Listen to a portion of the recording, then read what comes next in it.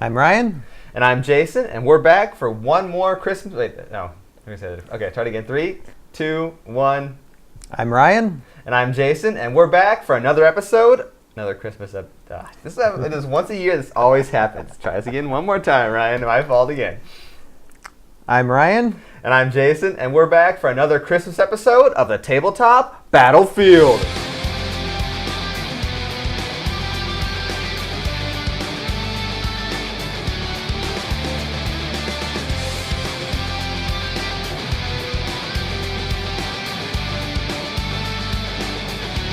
Merry Christmas, everybody, and welcome to our annual episode of the Tabletop Battlefield, the podcast of the Army Showcase that I created a little over 10 years ago. And this is what technically about as close as we can be, because we only do the show once a year. Yep. Would be our 10th episode or 10th anniversary of the Tabletop Battlefield. The Tabletop Absolutely. Battlefield was launched January 2007. Crazy. So yeah, it's been pretty darn close to doing this show 10 years. Granted, the last 6 years have all been one episode a year. Or last, whatever it's been, 6 years, I think. Life happens. Yeah, life happens, and of course, often other things. And I might as well transition into the big announcement for this year. And then I'll roll the trailer video. Hopefully it's ready. We're filming this a month and a half ahead of time, so I have a month and a half to get things done.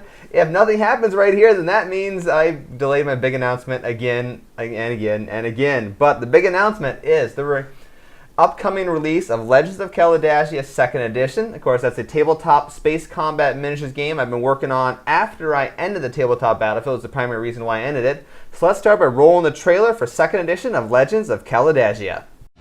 For 6 months, we have faced invasion. For 6 months, planet after planet has fallen to the Surakari.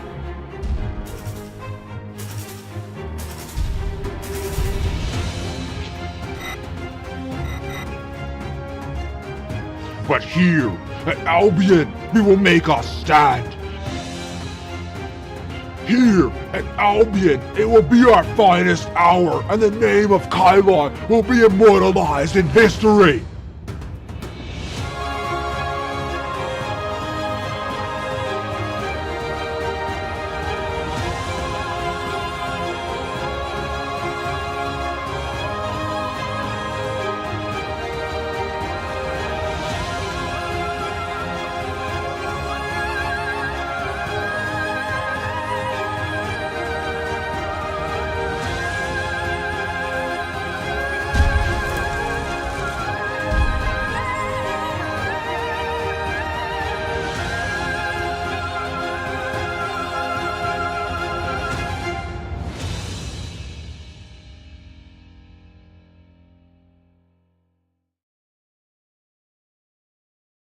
So there you go. That is the trailer for Legends of Caladagia 2nd Edition. And just a quick note on what I was trying to do with the game. The reason why I ended up going with a 2nd Edition is I'm trying to bring in some of the elements that would make actual space combat different than naval combat. Because many games, a lot in the abstract space combat genre are effectively taking ideas of like naval combat, whether it's World War II, Age of Sail, whatever, and really just making them spaceships with lasers. And the reality is that's not the way space combat would work, because actual starships maneuver significantly different than modern day warships would. They're going to maneuver probably closer to actually how our rockets do today than how obviously World War II, Age of Sail warships.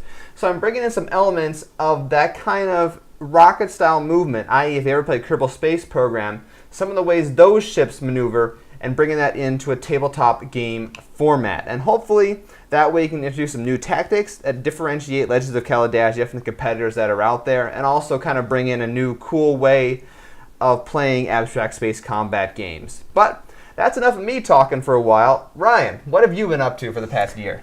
Well, what have I been up to? Things just keep on happening. Well, as you know from the last Tabletop Battlefield episode we had, I was... About a year ago. Yep, about a year ago. I was just launching Tales of Valhalla, the first season, Tales of Valhalla Aftermath Chronicles. We gave a review on it, and it's been, I'd say, fairly successful. It have over like 2,000 views so far. on it this past year. That's not a small amount. Yep, and cool thing, getting recognized by people from Heroscapers.com, which is a Heroscape-oriented fan page website location to where it's just a whole bunch of content on there. And you got banned from a few years ago? When I got banned from a few years ago, yeah, they I think they like me now. And it's good to know people who know people who know people. So the cool thing is that from the date of us recording this episode, I did an interview with the Heroscapers.com magazine through one of their writers about a month or so ago.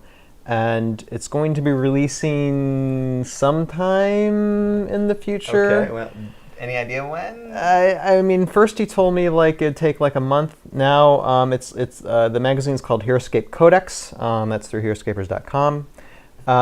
I think they keep on they're delaying things, so it could be in December, it could be January, so it could be before or after this episode gets released. Well, if it's available, you'll find a link in the show notes. If not, are there other issues of it? I mean, just link to where they post the issues of it, and you can hopefully find it there at some point. You can go straight to Heroscapers.com and find the codex through there. They also have a Facebook page, which I'll give you the link to, which you'll find below in the description somewhere. So yes, so that was exciting to be interviewed for an online magazine. Oh well, you're still being interviewed, which is awesome. Something. So, and then one thing I want to say with TOV as well, that I just released from the day of this recording, about like 3 or 4 days ago, I released another little mini 60-second episode featuring a character, Sylvaris, who will be in seasons 2 and 3, and it's just a little short of the character introducing himself, and just a little funny ending, and we're actually going to see that. You want to roll it right now? Yeah, let's roll it right now and take a look at it. Let's take a look. We'll be back here in just a moment.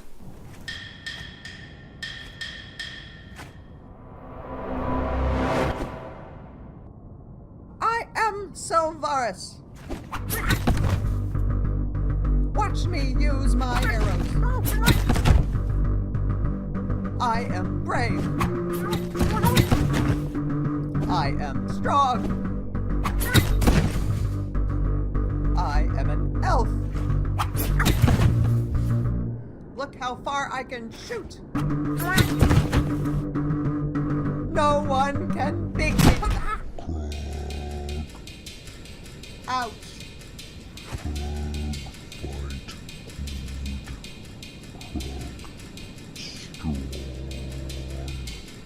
Darn monster.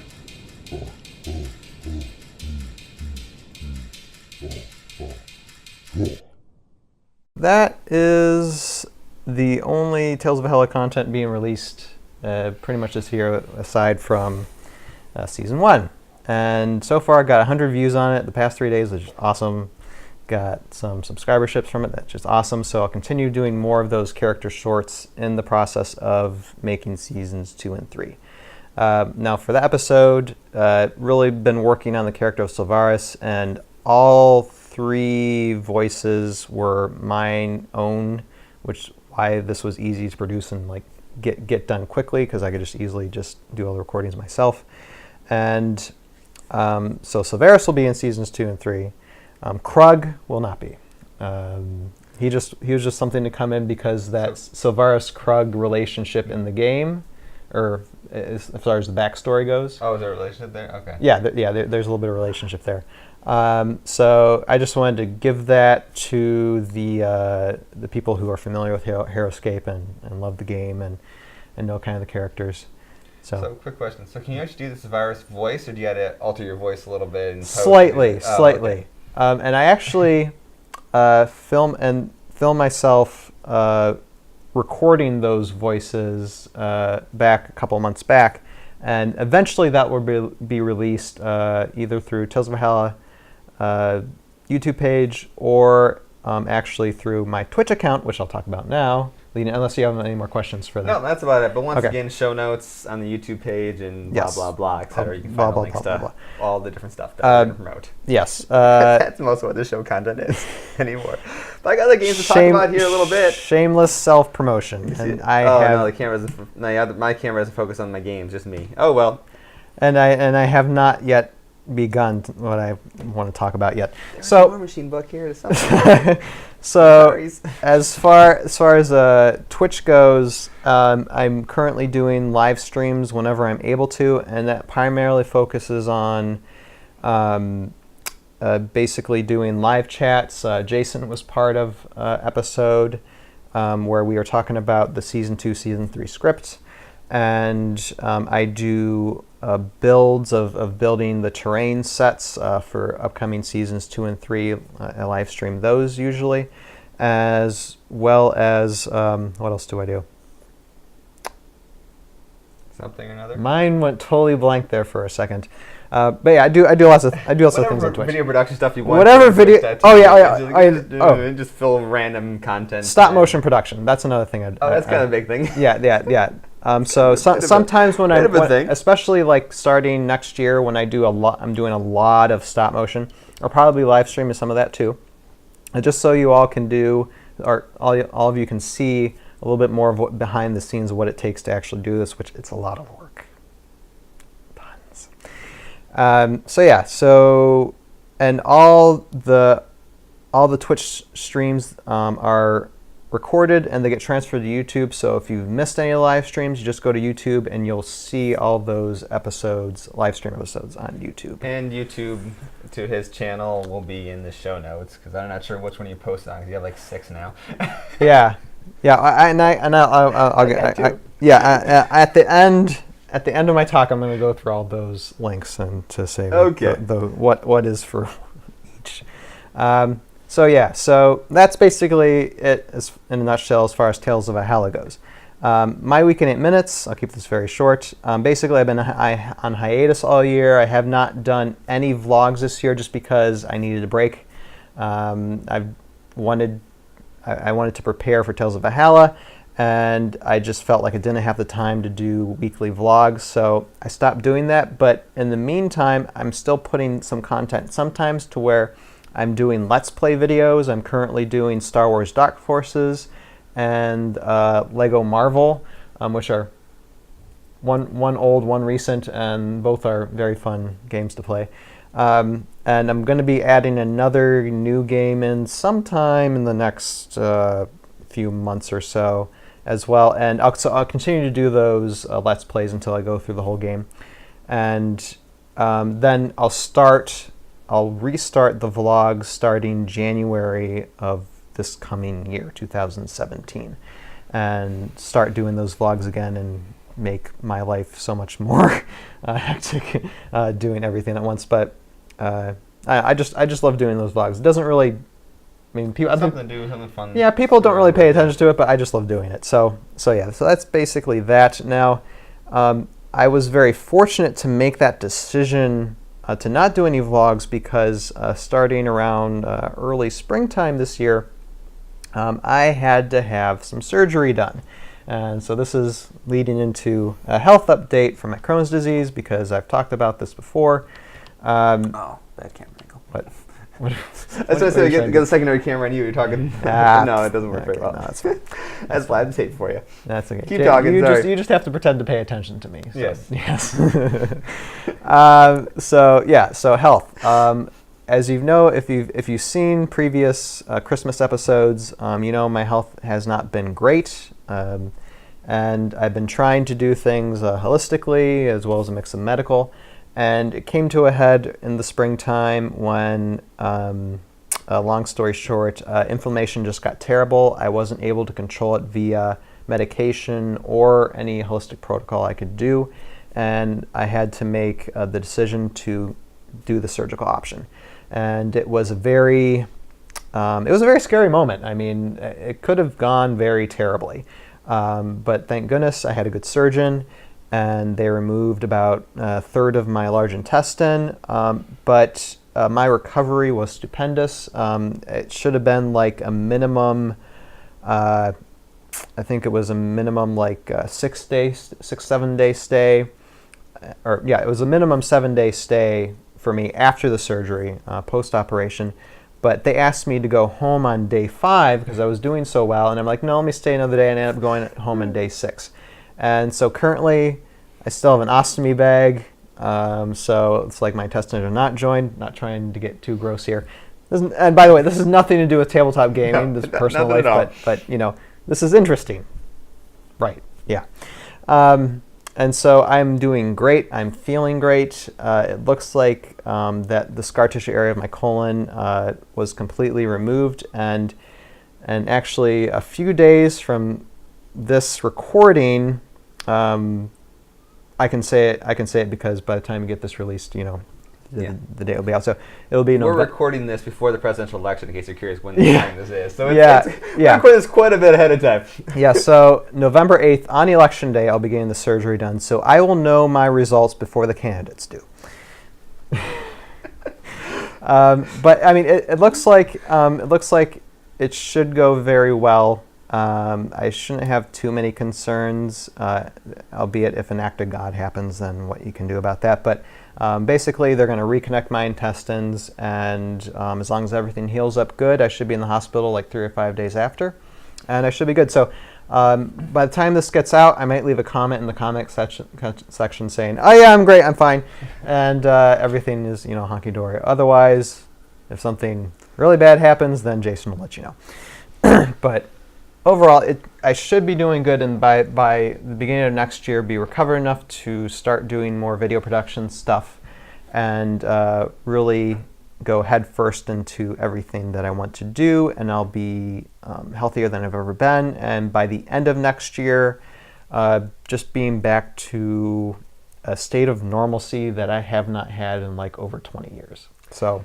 that would be good. Yeah, that would be very good. So it's been a really rough 5 years, but as long as I can get the results that I'm looking for, it'll be worth it. So give me a second here. Taking some notes there. Yeah, I'm scratching off what everything that you want to talk about? Yeah. I'm more prepared than I am. Yeah, I wrote this like 5 minutes before we started, so don't think I'm an expert on this at all. That I don't really need to talk about. I just ran around before I started and grabbed random things we were going to talk about. Yeah, you did. It was pretty chaotic.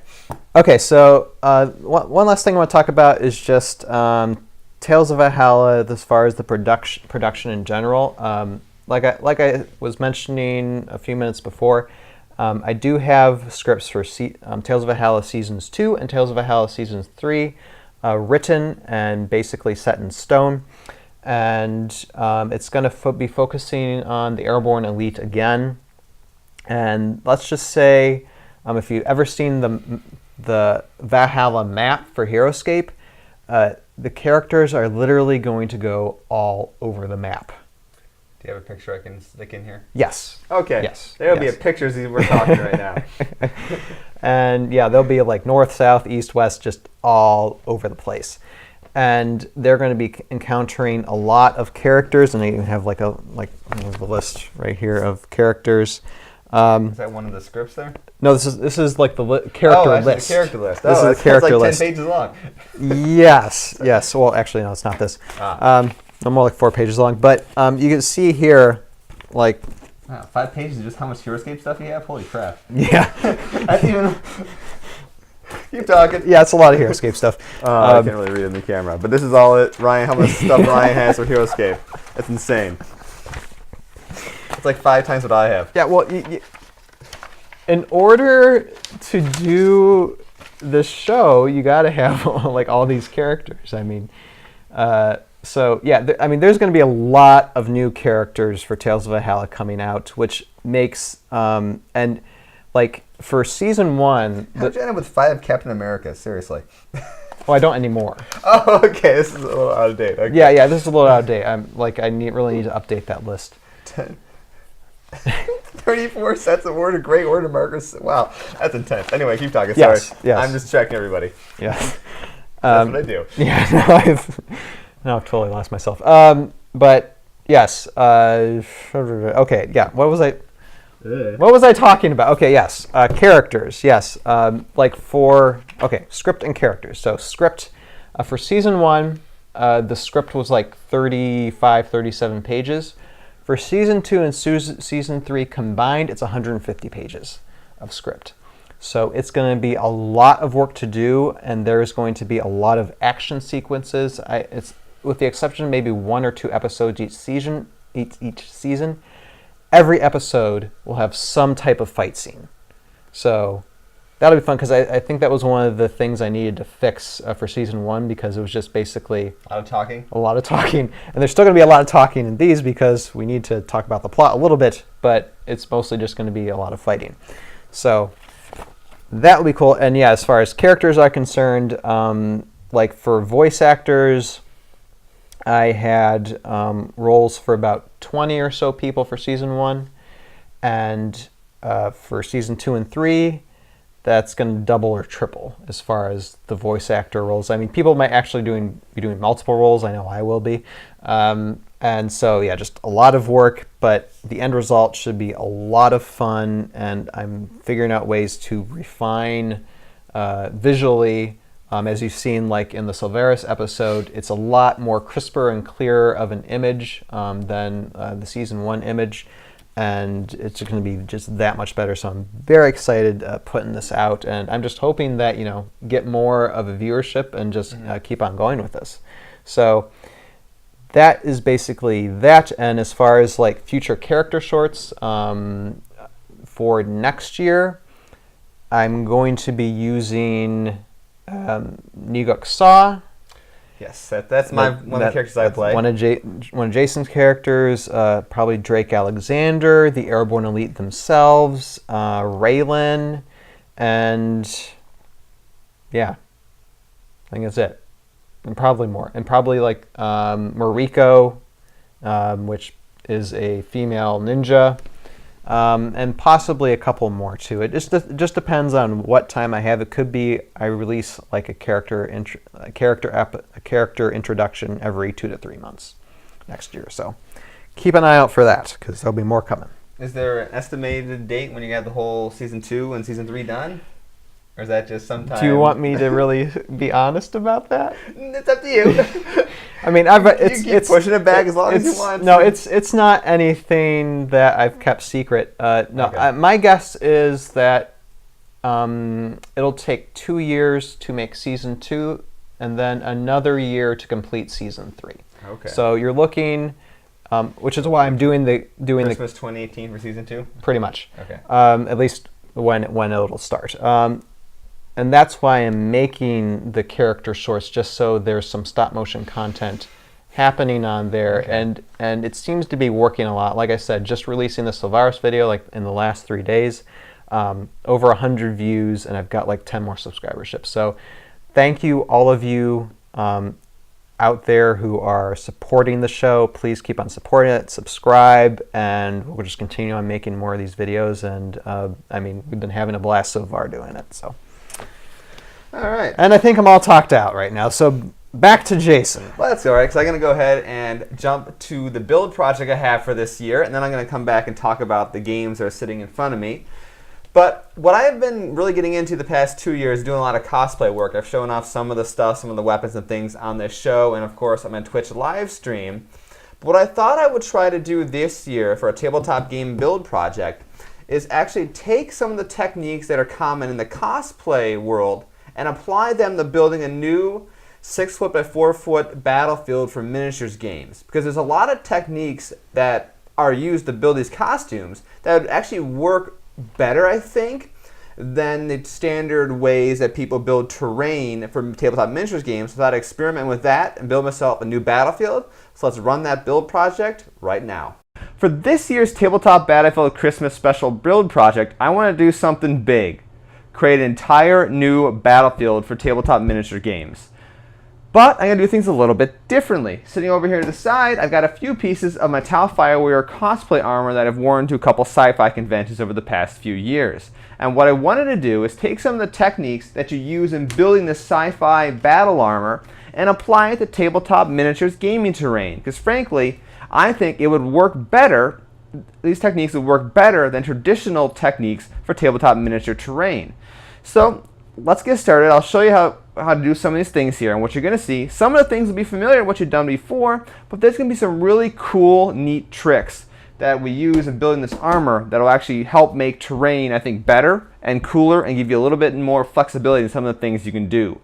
To begin, first of all, let's talk about what I'm actually building the terrain on here. This is a 6x4 foot setup of foam floor mats. I've got one sitting right here. So this is not extruded polystyrene. This is not that awful insulation stuff that you're used to that crumbles and cracks and breaks. It's a very flexible EVA foam.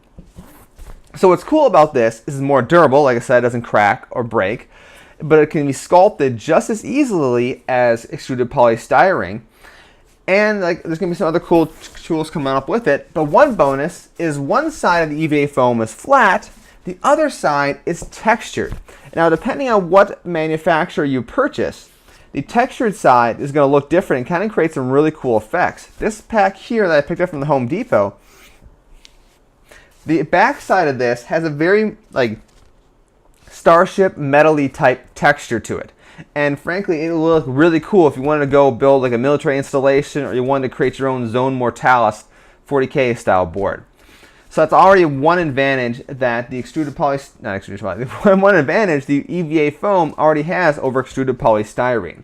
Now for the battlefield I'm working on in front of me here, I'm going to start by creating a river. I already drew the river out, so you kind of see how I traced the lines out here.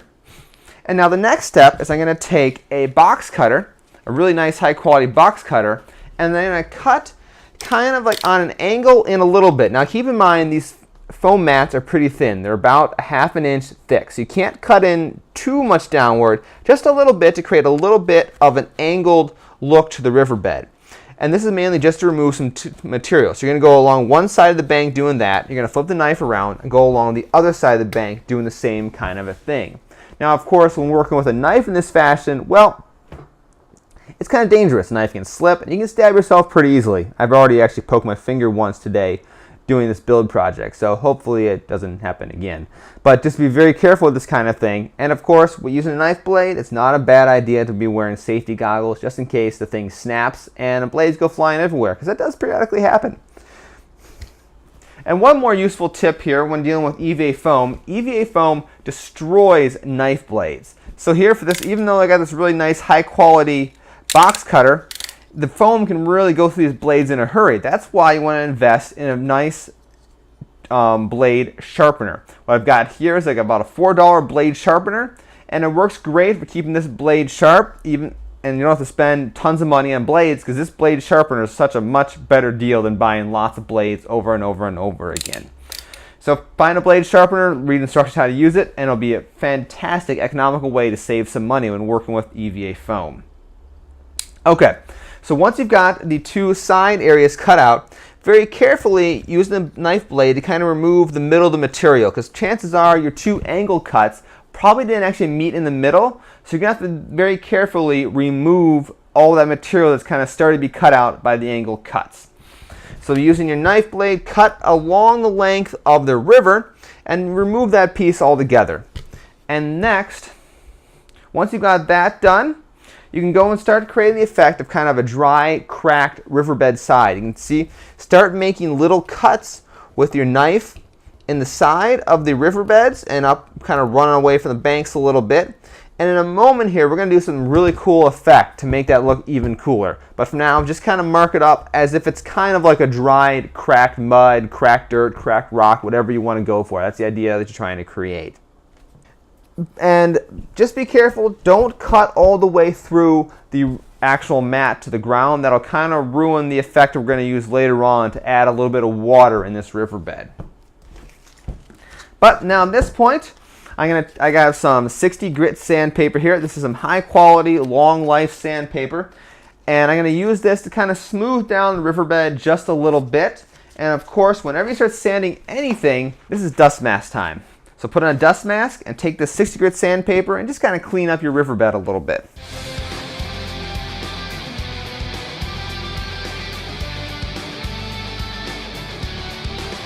But I screwed up. What did I do? You can see here, if I turn my little work camera, you're going to notice I've got a small hole here where I kind of accidentally cut all the way through the entire piece of the EVA foam. So I'm going to fix that. I'm going to jump ahead a little bit and show you a piece of material I'm going to work with later. This is called Worbla. Worbla is a thermal plastic. You heat it up, it does cool things essentially. In case of Worbla, it lets you mold and shape it, but it also can become a sticky type putty. And it would be great for sealing that hole right there because it glues itself to EVA foam really, really well. We're going to use this more later on, but let me stick that right there, and I got to get my heat gun going. You can see how it's starting to become soft and pliable there. And then I'm just going to stick it down into the spot where the hole was, and we'll fix it a little bit later. And Worbla does glue down to itself and to other things that it's in contact with. So here with a little more heat, stick it down, and it'll kind of glue itself in place. Of course, by the nature of where this particular screw-up was, it's going to kind of be impossible to take these two pieces apart, but you know, it's details. There we go. Now we're going to work with the heat gun. EVA foam does some really interesting things when it's heated up. When you heat it up, it's one of the ways you can get it to bend and curve. For example, in the shape of the armor here, if I hold it up, you can see how this part of the foam is curved to go over my shoulder. That is done via heating up the EVA foam and then bending it into place. And also, same thing here with the front of the armor, how it's got a bit of a curve to it. That was also accomplished by heating up the EVA foam and holding it and bending it into place. Now, one of the other things that EVA foam can do when you heat it up, it can kind of shrink and melt down a little bit. So ideally, get yourself a nice mask on, because I'm assuming this probably releases all sorts of wonderful fumes. Most things we've done in this show, when you melt stuff down, releases these nasty fumes. It's a side effect of working with this kind of stuff. Just be advised, proper safety protections. And I can probably take my glove off now. I was using that with the Worbla. Okay, so what's going to happen is all these little cracks that we drew a little bit ago with the knife in the foam are going to start to open up and look like actual cracks in the material. So take the heat gun out, turn it on, and just hit it on the foam where the cracks are right now. And you're going to notice very slowly they're going to start to open up, a little bit of opening to them. Then I'm going to do this process for the rest of the river. And this little process I'm showing you here is one of the ways when it comes to cosplay how you can add really cool detail to pieces of armor to make it look like you got a wood grain weapon. I've seen it used to make grips on guns. It's a very common type of technique you can use to do some really cool design and details on cosplay armor and weapons.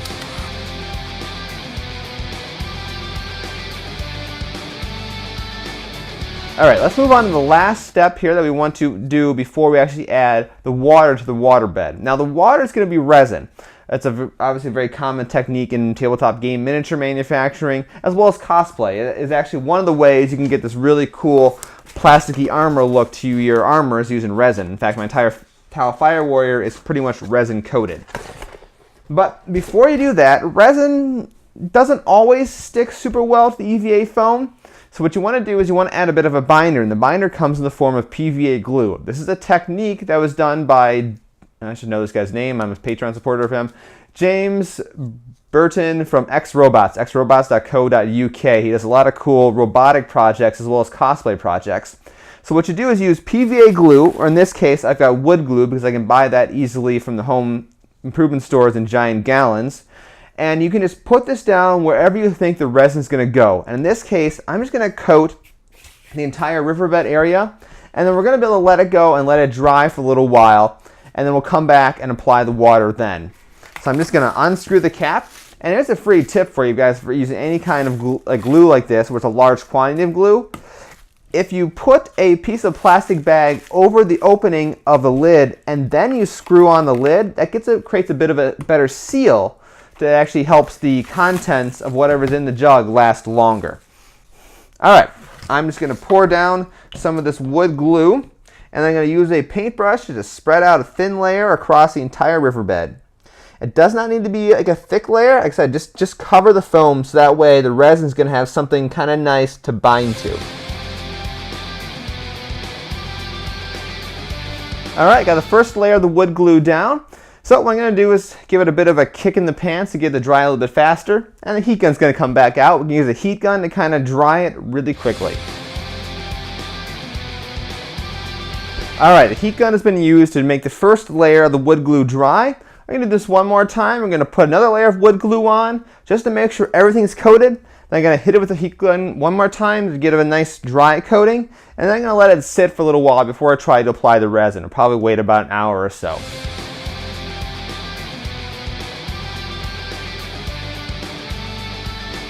Now if you think you've got a little too much glue in the riverbed, just spread it out along the river banks and you'll be fine.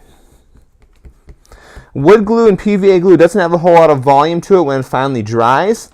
So you'll notice that if you think you've lost any depth to your river because of too much glue, it'll come back in a little bit when the glue is dry. While we're waiting for the binder of the riverbed to dry, I'm going to start working on some roads. In particular here, I want to make some roads that work well for these little 40mm by 40mm bases of 15mm American Revolution forces. So using this base, the process of planning the roads out is pretty simple. I'm just going to draw some lines to make sure that a column of these bases can march down the road pretty easily.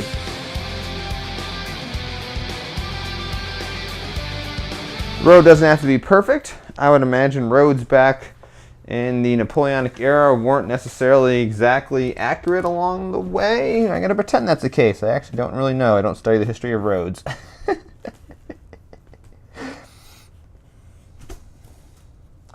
I'm sure there's some fascinated, some civil engineer out there is just fascinated with the history of roads and how civilization has built them over the years, but that's not me. Alright, so I got a basic road layout that I'm going to be using here. Now, the effect I want to go for is a bit of a sunken road. So I want the roads to be just a little bit lower than the rest of the terrain around them and kind of give them a little bit of impression like they've been pushed down and intentionally made, as a road to separate them from the surrounding terrain. What I'm going to do for that is more sandpaper. As you saw here when I was working with the riverbed, this EVA foam sands really nicely in terms of getting nice, clean sanding results to it. So I'm going to use small pieces of sandpaper, a little bit wider than the road, and use that to kind of sand down just a little bit of groove and follow along the roads doing that. And of course, dust mask time again.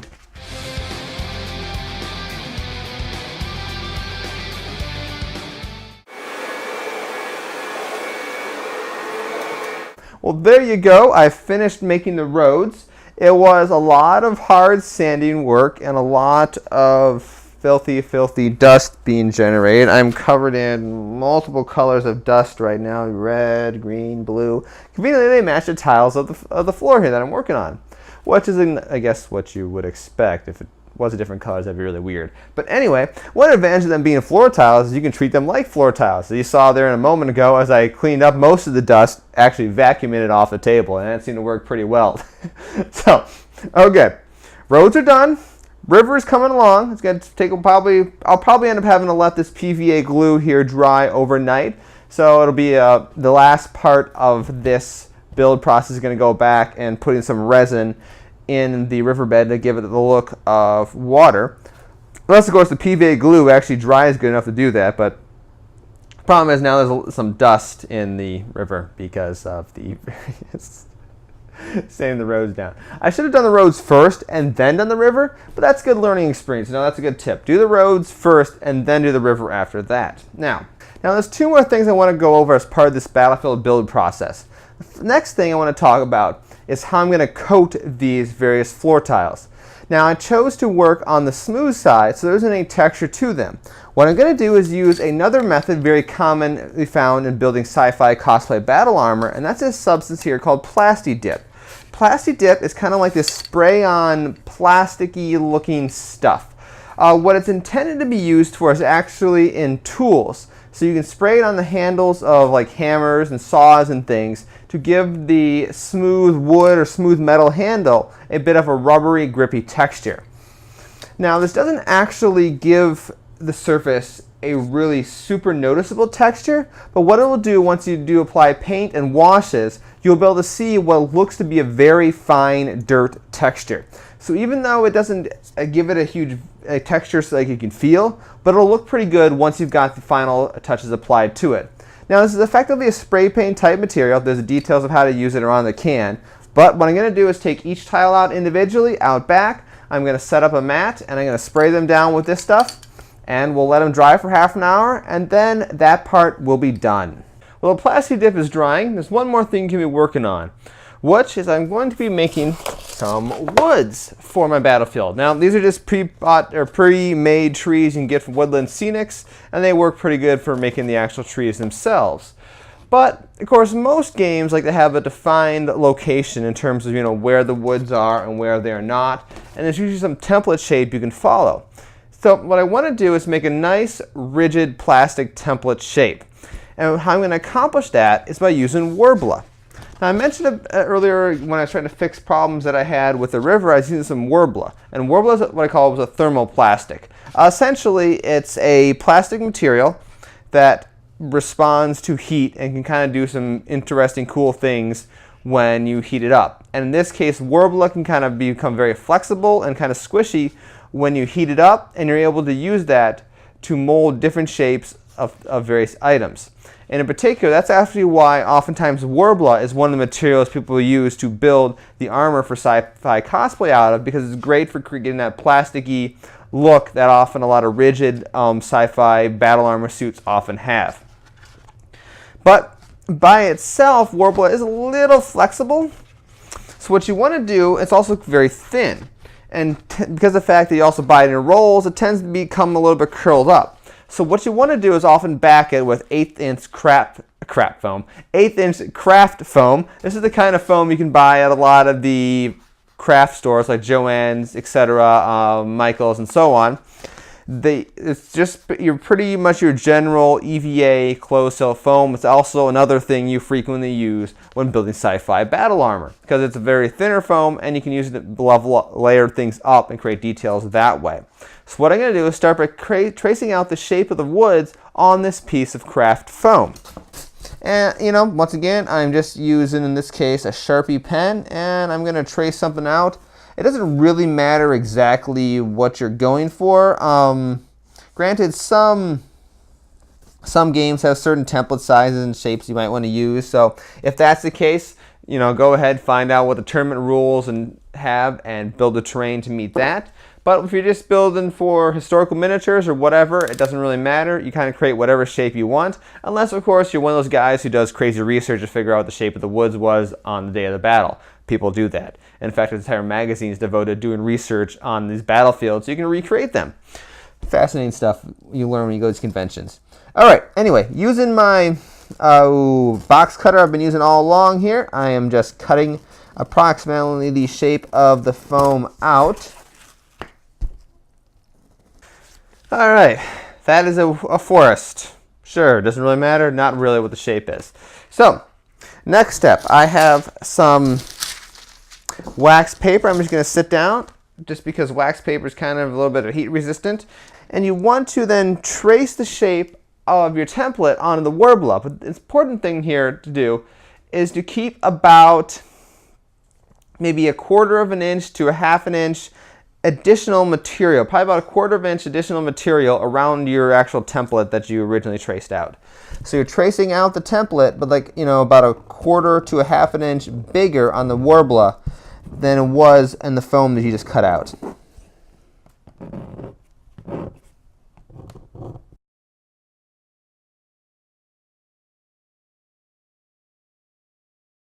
So line up your template on top of the Worbla, and you want to flip it over so that the shiny side is face up, and you've got still a little bit of an extra lip around the edge of the template you're working with.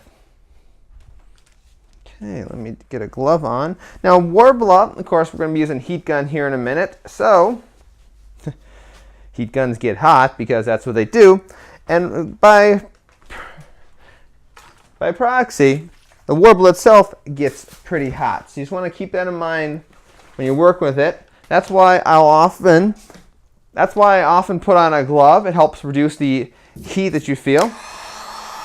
And just very carefully heat up the Worbla, working around the edges, and just push the edges down a little bit, and then go through the main part of the template, and that's going to start gluing itself down to the foam.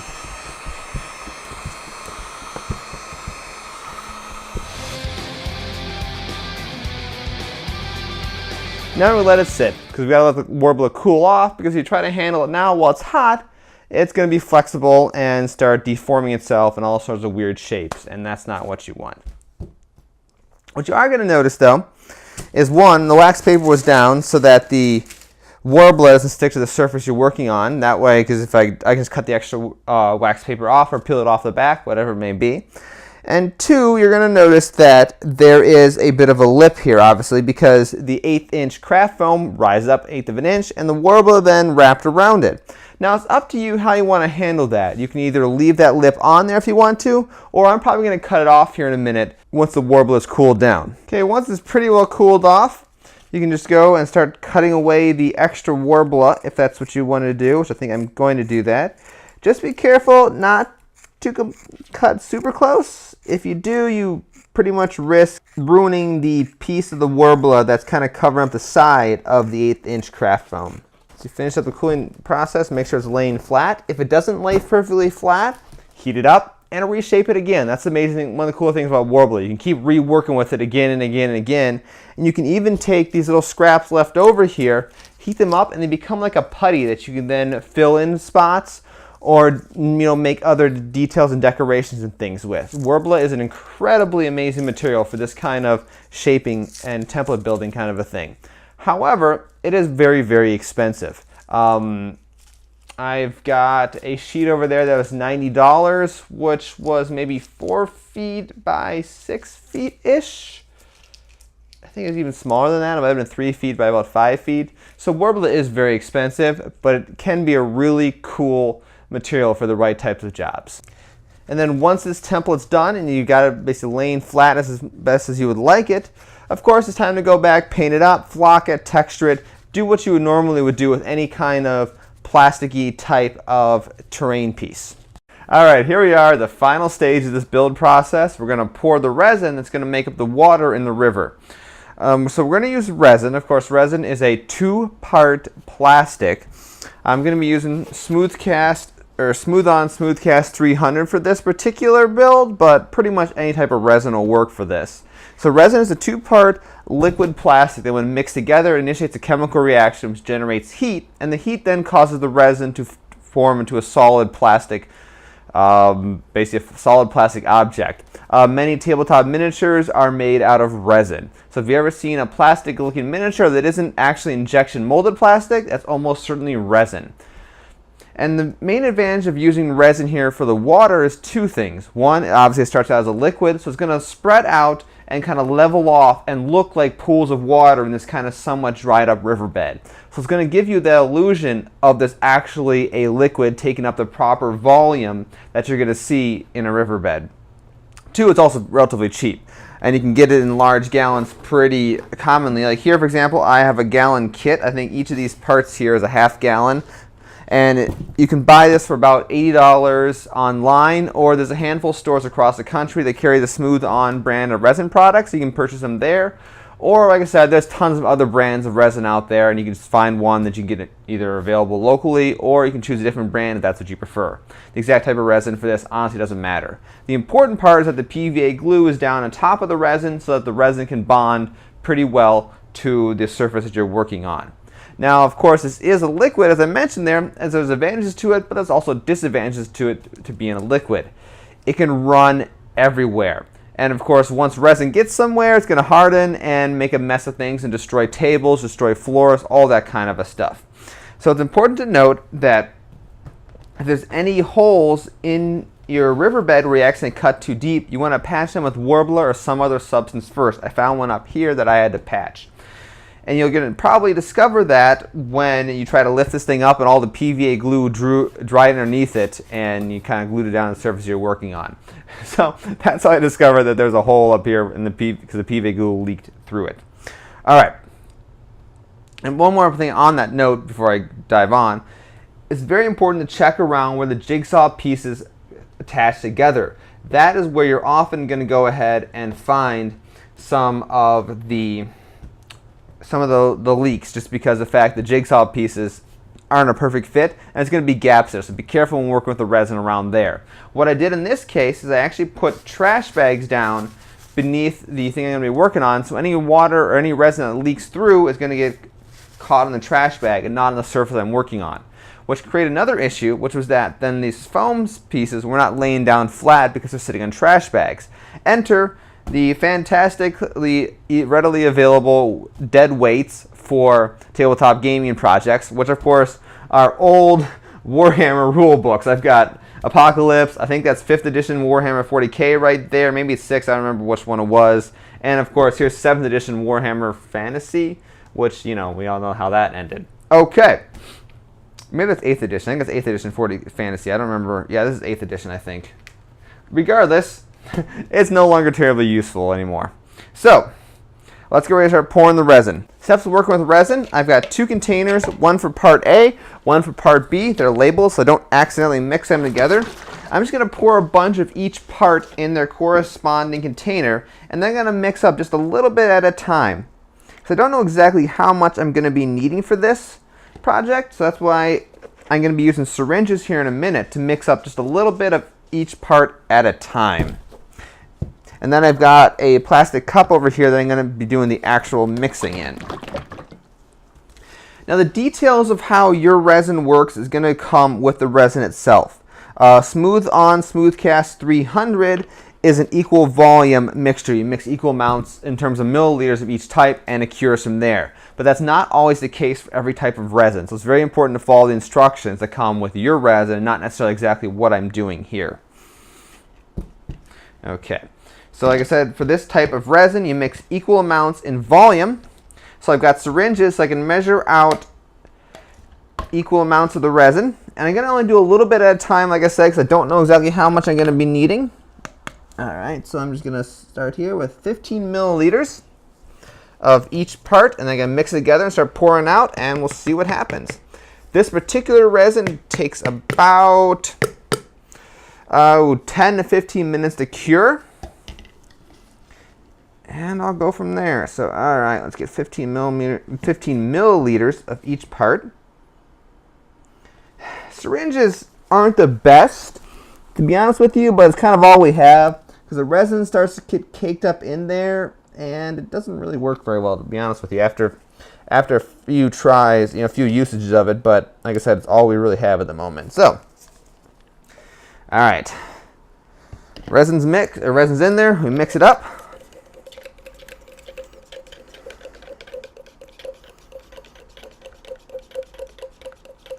Now we don't need to pour a lot in the riverbed. We want to kind of spread it out. We just want a coating that ends up looking like pools of water. So I'm then using the tool I have to kind of spread it out a little bit. And I'm actually just using a plastic spork to mix this up and spread it out, in case you're curious. I must have bought them for some weird reason. And you can kind of maneuver the resin around some of the raised areas in the river, and that'll give the illusion that it is a bit dried out, and there's rocks or some kind of little island thing that the water's routing around. And you're able to paint and flock that up later to make it look like it is like some part of the natural terrain. And once the resin starts to cure, you'll start noticing it goes from liquid a little more not liquidy. It doesn't flow as well. Whatever the proper word for saying it doesn't flow as well. You want to leave it alone, because it's very important at that point that it's going to be able to settle out and lay flat to make it look like it's actually water inside the river basin. Otherwise, it'll start clumping up and there'll be little bumps on it, and it won't look like water, it won't look like waves, it'll just look like a mess. So once that starts to happen, let it alone. Now, I wasn't able to fill the entire riverbed with one fill. I'm going to maybe take some more resin and pour it down there, which may require a little bit of work later on to clean up where the two pours meet, but hopefully there won't be too much work. In that case, it may just be a little bit of sanding or something like that. But let me go ahead and mix up the next batch, and I'll pour it down there. And I'm going to go with a lot less this time, because I have not much left to do. Now, it's important to note, at least with this particular type of resin, there's really a minimum amount that you have to mix up. If you mix up less than a minimum amount, in this case with Smoothcast 300, it's around 3 or 4 milliliters. the chemical reaction really won't occur correctly, and you'll just be wasting resin. Now, one thing I did run into while building this part of the river is that on the very ends of the board where you get the jigsaw pieces, the end cap jigsaw pieces, you'll see when you buy these foam sheets, they have little end caps to them. It's kind of tough to get the resin and everything looking right at the end there as if it's like a river going off the board. So what I'll probably end up doing is building just little bits of terrain or something to make it look like the river goes underground. Maybe it's a natural ford. Maybe something like that, so that so you see that you can't really build river pieces on these end caps. But the resin takes about 10 to 15 minutes to fully set. It's looking pretty good right now. I like what I'm seeing. You're starting to see the resin go from clear to white right here. That's obviously what happens in case of Smoothcast 300 as it starts to clear, or starts to not clear, as it starts to cure. But once that's done, if I wanted to, I can take some kind of water effect material or some types of clear caulking, and you can make the appearance of little ripples across the lake if you want to do that. Otherwise, it's time to go ahead, take the Plasti Dip, coat these things in Plasti Dip. Try to not coat the river because that would look kind of weird. But from there, it's pretty standard tabletop game production stuff. Paint it up, flock it, do whatever you want from this point on to finish your battlefield. Well, there you go. That was the build project for this year. So now it's time for me to talk for a while about all the miniatures that are in front of me. But one quick thing I want to mention as we're doing this, because as you know, I'm playing around with some of the camera stuff here. We're doing a different camera setup this year. I'm not using my normal video cameras. I actually got a couple Logitech webcams, because what I am trying to do is make the editing go a little bit faster, so hopefully I can make more content of sorts. And we're doing this essentially live to tape. We'll record the camera shots live to tape. And what I've done is I've actually hacked the code base of the open broadcasting software. It is open source software, so you can download the code and change it. I went in there and I changed some settings, allowing me to change a few lines of code, not settings, literally lines of code, to actually get 2 webcams running off one USB port, because I'm running off the single USB port on my Microsoft Surface Pro 4. Allowing me to get kind of close to 720p HD resolution out of these webcams of one thing. So therefore, I can now switch between cameras as the show's recording, saving me a lot of editing time in the end. But now that I'm done spazzing you guys out from swapping between cameras like 17 times, let's actually get to some more tabletop game content and talk about what's going on in front of me here. As I mentioned last year, I hadn't played much in the way of Warhammer 40,000, and frankly that continued this year. Even though I build costumes of Warhammer 40,000 characters, I honestly don't play the game anymore. This year, for my friends and I, it was all about Warlord games. We got 2 of the rule books here, and the 3rd one's on order. Warlord games, if you don't know who they are, they were founded by Rick Priestley. Rick Priestley is the original creator, or at least one of the major creators, not the original one, of Warhammer 40,000 way back in the day. A number of years ago, he left Games Workshop for one reason or another. I don't know the story behind it. And he left to create Warlord games. Initially, they made a lot of historical stuff. They made a lot of Roman-era miniatures, Civil War miniatures, American Revolution miniatures. Actually, I don't know if they make those or not, but someone does. They sell them. But of course, their big popular game was Bolt Action. Bolt Action was a World War II platoon-based miniatures game. It became incredibly popular. And they've actually expanded to some other lines. In particular, this year I got into Beyond the Gates of Antares. It was released around Christmas time last year, the starter set. And this is their science fiction competitor to Warhammer 40,000. And this is a freaking awesome game. It's a crazy, interesting sci-fi universe. But it plays vastly different than Warhammer 40,000 does in terms of how the turn order goes.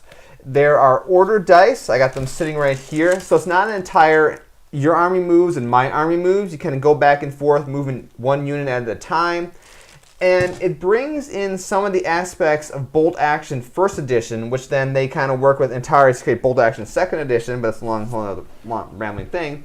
But the big thing that's kind of cool they brought in with Antares is the idea of pinning.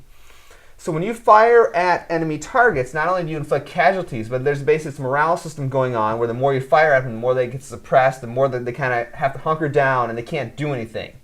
So you don't necessarily have to kill the enemy outright. You can just basically eliminate their effectiveness and defeat them that way. And You frighten them to death. Yeah, pretty much, yeah. That's really what's happening, because you're just pouring so much fire into them that they're really unwilling to your soldiers are unwilling to go forward and fight. They just kind of hunker down and stay in.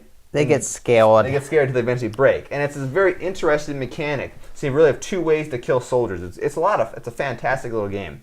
Not really little, it's actually pretty big. And they got a lot of different miniatures out here. These are the Concord. This is a drop trooper for the Concord. And then here's the Gar Empire, who is basically the warlike race. And then they have little combat drones right here. This is like a light support drone for the Concord. And then this is a spotter drone. And there's some really cool ideas in the storyline about how technology works and how there's nano drones everywhere and nanobots and all this really crazy ideas going on. So it's definitely even the story is different than a lot of the conventional science fiction that's out there. And there's some unique ideas to even the story. So even that alone is kind of just fun to read.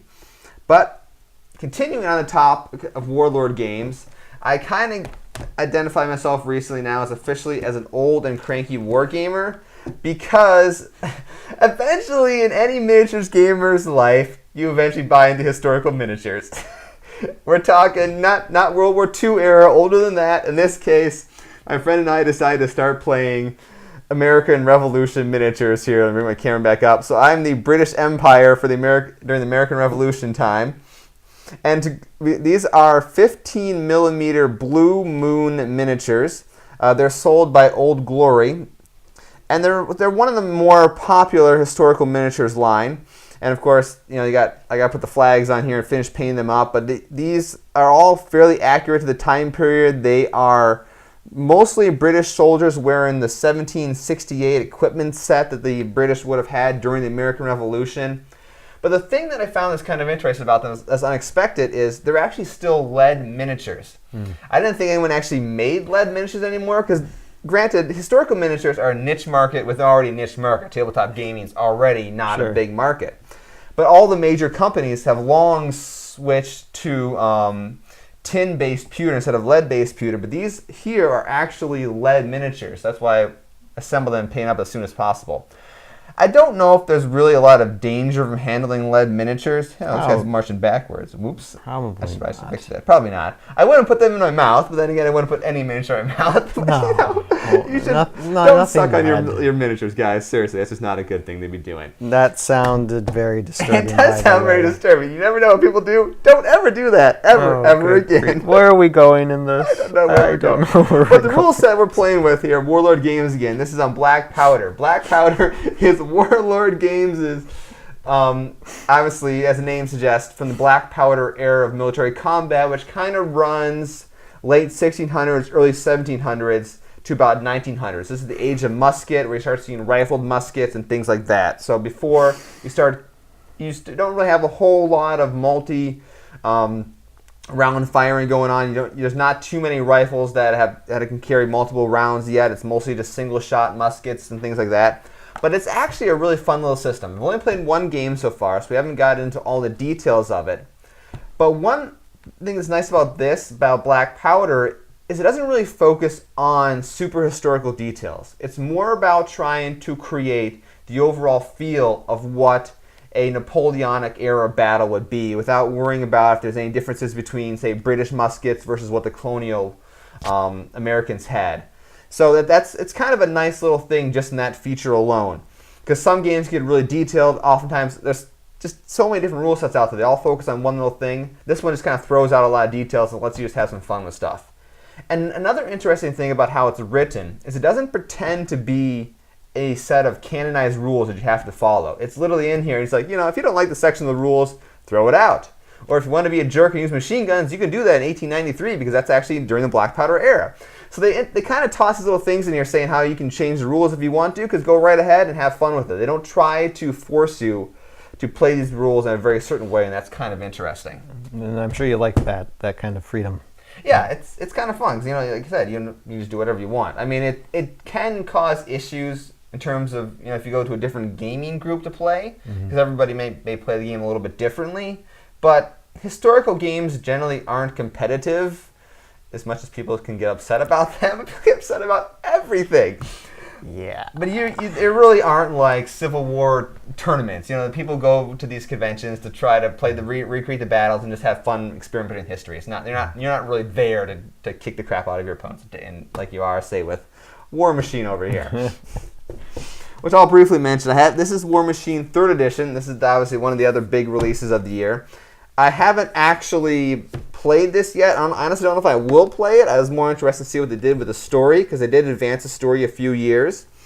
But I will say, after reading through the rulebook, this is one of the nicest written rulebooks I've ever seen.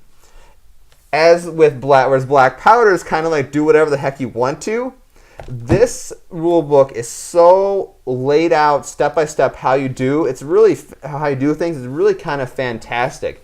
How very detailed and very clear they were, how everything works, how all the special powers can interact, how you resolve this versus this.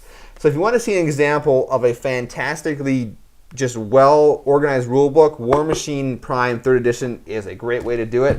And I also picked this up from the local game store, which, let's see if I go back to this camera, it's probably a little better to see because it's not as much reflection. This is just one of the Hordes 3rd Edition starter sets. So that way I have a second army, which I actually already had a second army to play with. But now I have, well, I guess I had Cricks, but I don't want to buy the cards for Cricks. So I have a second group here for the War Machine in case everyone ever wants to play it.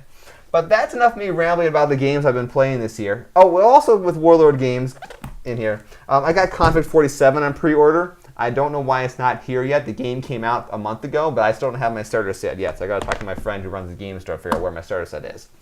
But my friends and I have literally just basically abandoned Games Workshop for Warlord games this past year. That's the big thing. So that's about it. Anything else you want to talk about here? Aye.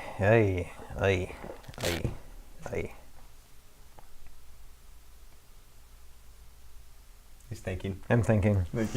I think I've covered pretty much everything, but I think I've covered everything in a nutshell, at least as much as people want to hear. I mean, should we talk? Oh, let's talk about Kyle for a second. Oh, Kyle. Kyle, yeah, we need to mention about good old Kyle, buddy, since he's not here, and someone needs to talk about him. Since he's not here to talk about himself, we must do it for him. So Kyle is technically still one of our co-hosts. He just hasn't been on the show in 2 years because he can be a bit difficult to get hold of sometimes, even more so now. Because he got married this year, so congratulations to Kyle. He got married back in August, so good for that. And because of that, he's even harder to get a hold of now than he was before. I asked him about the show. He replied and then never replied if he was willing to show up today to film. So he's not here, but you know what? Congratulations to him with the marriage. And yeah. Yep. So that's the big news for him. Let's hope, since he's never going to watch this episode, let's hope that... how would I put it? I hope it goes very good for him. Hopefully. And that it doesn't stop him from doing the things like showing up here, like, all the time. Yeah, I know. So, I don't know. We'll see how things go, right? Yeah. But with that, I guess we'll call the show done then. Yeah, well, websites. Yes, websites. I have... You can go ahead first. You have yours all... Yeah, Mondo... These will all be in the show notes. I'm looking at an email you sent me. I see about 15 links there. So, yes, those will all be in the show notes. And Mr. Social Media now. Go ahead, read them off. Okay, so Facebook.com, you have 3 places to go to. Tales of Valhalla, Facebook. You all have... one word. Yes, all one word. Conductor Productions, all one word. My Week in 8 Minutes, all one word.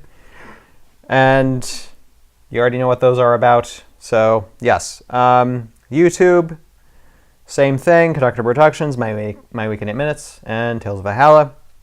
And then I just signed up for Vimeo and released the Silvera short on Vimeo as well. So I'll have a presence on Vimeo now and release just the short episodes because I'm not going to pay however much they want to pay to put the season episodes on. It's just like too much. Is there a limit or something? Yeah, there's a limit to upload stuff, and it's just like those videos are way too big to put up there.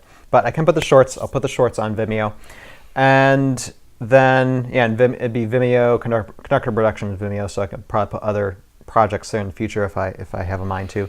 And then Twitter.com, I do not really. I mean, I have my Ardman, but I never use it. I usually just use the My Week in 8 Minutes vlog, and I post like anything. Oh, on your Twitter, yeah. Yeah, on my Twitter, yeah. Any active video content that I uploading or downloading or twitching or whatever, you will see on the My Week in 8 Minutes Twitter page. So go to that. And then Instagram. I do have Conductor Productions on Instagram, which take photos of whatever current productions I'm doing on whatever given week, as well as my health status personally. So if you want to go on that, by all means, do that and take a look and support me, whatever. And then I'm kind of on Reddit. I have a presence on Reddit via Tales of Valhalla, where I'll post things and have conversations with people sometimes on the Reddit Heroscape page. So if you want to get on there, by all means. And then twitch.tv/Conductor Productions, all one word. And that's where I do my live streams. And I think, around the time this is released, I'll probably be doing a lot of live streams as far as building terrain sets via digitally through my computer for Heroscape and for Tales of Valhalla. So probably be on there a lot as far as conversations. And definitely next year, getting into the behind the scenes of doing the stop motion. I'll probably be showing live streams of stop motion as well. So tune in on there for live streams, and I have no current times. It just happens when it happens. So just keep a lookout. You can in Twitch, you can subscribe to various accounts and actually say whether you want notifications when they come online or not. And if you have the app on your phone, it'll then bring up a little pop-up saying so-and-so is doing this, and then you can watch them and you can stream to Chromecast or whatever it may be. Correct. You also get email if you don't have the app, but that could be a few minutes later. Who knows when it comes through. So. And last but certainly not least, Heroscapers.com. I have an account presence on there too called Tales of Valhalla Official, and currently I'm posting in like the fan fiction part in their forums where I post updates and discussions, and I'm really starting to get happy with Heroscapers.com this year because they're starting to like me, and a lot of people like the content, and like I said, they interview me through Heroscape Codex magazine, so they're allowing me to keep that account on there, and just hoping to get noticed more with the Heroscape community. I think that'd be fantastic to get noticed by these guys and just show them what I'm doing and make them appreciate what they have as far as the Heroscape universe goes even more. That is my goal. So if you want to talk to me via there, I'll be on there. And then final thing is Heroscape Codex magazine. Of course, you can see the articles in Heroscapers.com, but they also have a Facebook presence on Facebook. And that's Heroscape Codex magazine on Facebook. And go ahead and like their page and see the notifications and stuff, and give them some love and support because they're really nice guys. So that is pretty much for me, and my gosh, that's a mouthful. It's a good thing we don't have to do that every episode, back when we were doing the show. Here's our next 10 minutes of those social media. Yeah, well, we weren't doing all this type of stuff we now. weren't. Oh my goodness, and but yeah, and I apologize as well for the lack of not as much content and more talking for this episode of Tabletop Battlefield this year, but just because both me and Jason have been very busy, whether it be personal issues or whether it be health or whether it be we're just doing a lot of work on other things. But hopefully next year we will have, at least as far as me personally, I personally want to do a Tales of Valhalla specifically themed Tabletop Battlefield episode, whether it be for Christmas or whatever. I'll be in talks with Jason for that because there'll be a lot of content coming out as far as stop motion is concerned. So hopefully we'll have a lot more stuff for you next year. Yep, quite possibly. So we'll see what happens. Yep. That's kind of part of the reason I said I explained why I'm using the new camera setup and seeing how this goes. Yep. But anyway, so this is a test. Yeah, this is a test, and it could fail miserably. Who knows? But it worked this morning, and it worked a few minutes ago. So we'll see what happens, right? All right. So My links, of course, we have Kalidasia.com. That'll be show notes and the bottom here, but spelled KALIDASIA.com. And that's Legends of Kalidasia's main site, where you can go ahead, order the game, purchase the figures, because I did release a handful of new miniatures this year, which are frankly a crap ton better than anything I've had in the past. I've even got some of the little fighter craft out here as well. So these are definitely a huge step up from what I originally released years ago. So those are available on the site. There is a Facebook page for Legends of Kalidasia. I think it's facebook.com/Legends of Kalidasia, but that link is in the footer of Kalidasia.com, because that's probably where you should go, because I don't like turn over all the control of my content to Facebook. Other than that, Twitter, TT_Battlefield. I still run that Twitter account, and who knows what could end up there. So Just be advised, that is a personal Twitter account of me, and you're not following Legends of Kalidasia or, frankly, the Tabletop Battlefield, even though it is called the Tabletop Battlefield. You never know what I can say on that thing. I can say some pretty crazy, far-out offensive things. All right. Other than that, of course, Tabletop Battlefield is where this show is still hosted.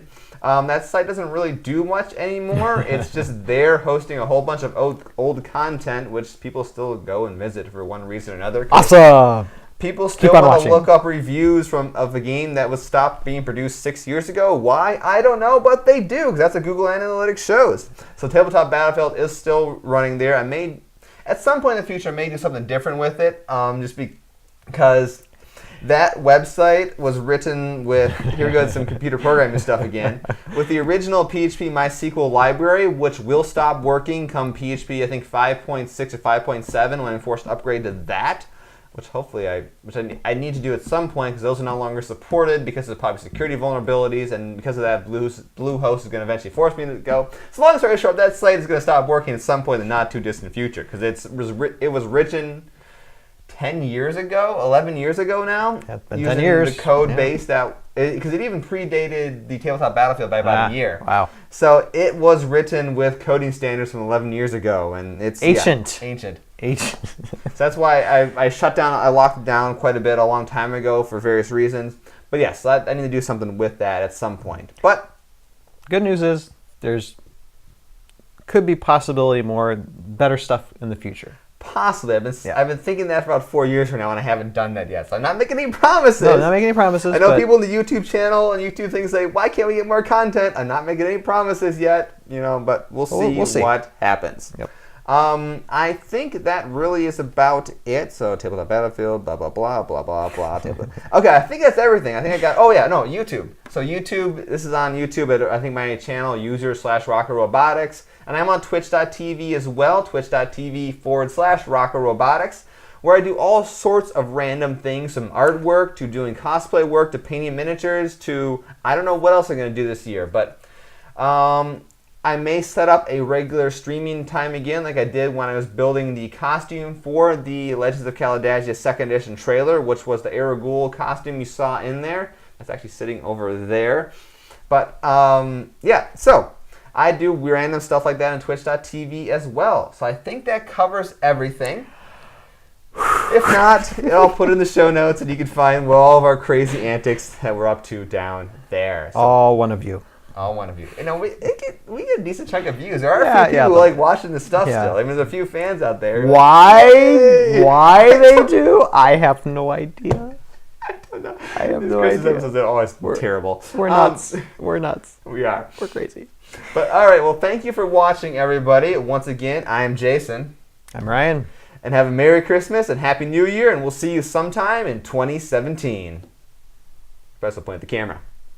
Yeah. We plan. You always finish with that. Yeah, we do. Yes. All right. That's how we begin. That's how we end. So what's wrong with you, Jason? So I had to ask that. I had to ask that once. That's Kyle's job. Exactly. Here, so exactly. Yes. I had to do that. All right. We'll see you guys sometime in 2017 on the Tabletop Battlefield.